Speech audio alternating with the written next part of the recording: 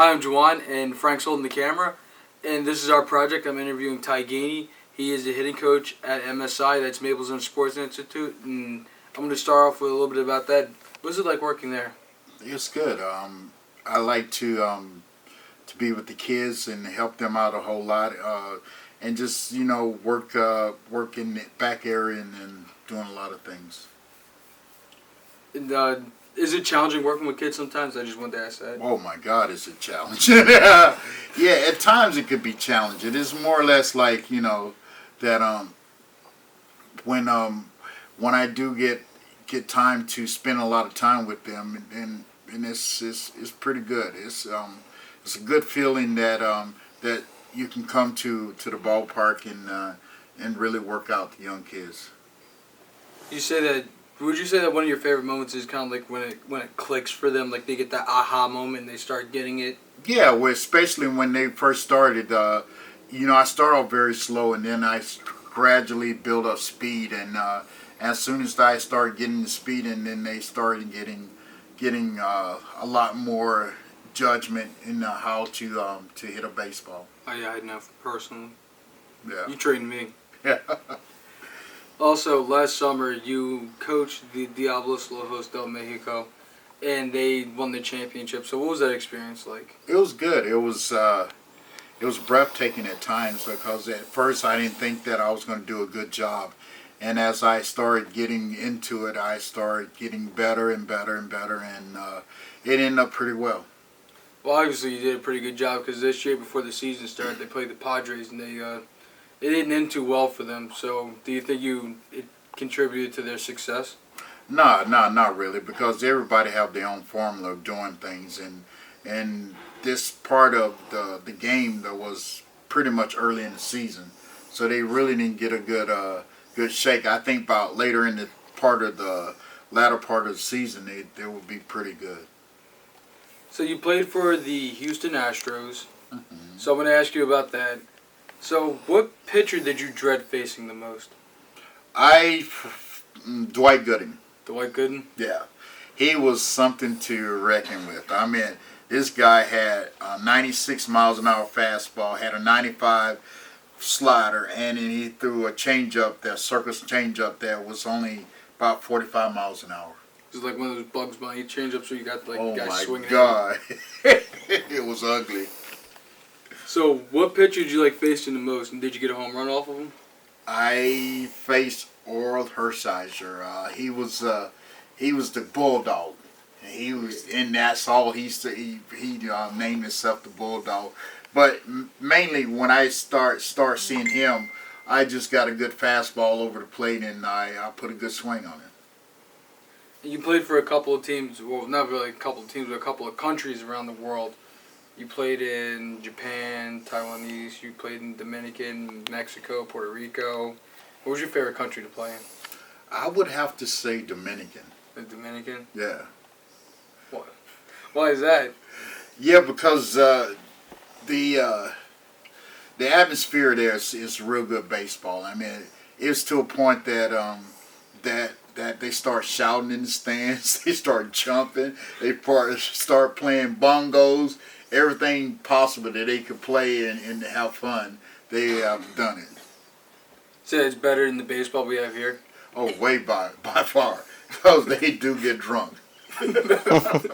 Yeah, and they get nasty drunk at times. But other than that, they're good. They're good people, man. They spread a lot of love around, and I mean they spread a lot of love around. So when you're in the MLB, what team did you gear up to play the most? Like, what team did you really like? The Dodgers. The Dodgers? Would you say they were like your rival? They was our rival with Houston. We had a couple fights with them. Yeah, we had a couple fights with them, and then plus it was just a rival, man. It was just when they played the best pitcher, and they had the best pitcher.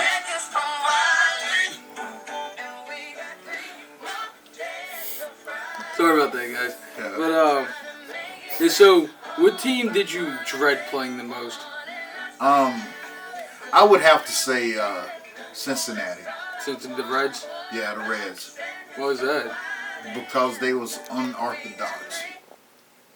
Was that back during the time with the Big Red Machine, or was that? No, that was the Big Red Machine. That was the Big Red Machine? Oh, yeah. Joe Morgan, all those guys, yeah.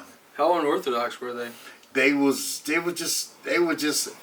They'll come into the ballpark, and next thing you know, within 3 or 4 games, they didn't beat up on you that quick. Wow. Yeah.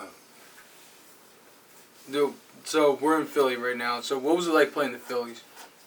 Sorry. Yeah, basically speaking. Yeah, they had no fans in the stand. They used to boo every time that what's his name got up. Golly, Mike Smith. Every time Mike Smith got up, they booed the mess out of him. And the guy was a Hall of Famer. Unbelievable. Dude, all right, I want to ask, since you played baseball, to bring a winning team to Philly, what do you think that Philly or Philadelphia as a whole needs to do to bring like a winning baseball team or any team in general? For one thing, they have to cut Ruben or Mario. I agree. They have to cut Ruben. I mean, Ruben has been past his time, and he's just making things a lot worse.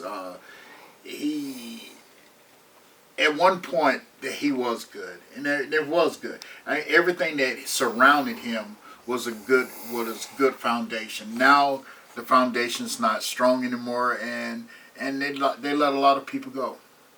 Do you agree with the Jimmy Rollins trade? I definitely don't disagree with it. So, from being in like a hitting coach standpoint, do you feel as though his replacement, Freddie Galvis, is ready? No, not at all. I think that in his time he will be ready, but not at this time now. Jimmy was a big asset to the club. Chase Utley is a big asset. The right fielder used to play with Washington. Now he's playing with Washington now. He should have never got rid of him either. Yeah, Jason Worth. Yeah, Jason Worth. And there was so many key ball players that they did have that probably just vanished. So since you're a hitting coach, I want to ask, what would be your favorite Major League Baseball team to be a hitting coach for? Ooh, I would have to say the Dodgers. The Dodgers? Yeah, they bleed blue. Yeah, a lot of blue. Your rivals back in the day, you would love to be a hitting coach Oh for my them? God, I would love to be hitting closer with them. Yeah, because they have first class. Everything they do is first class. Everything they go and everywhere they've been is first class.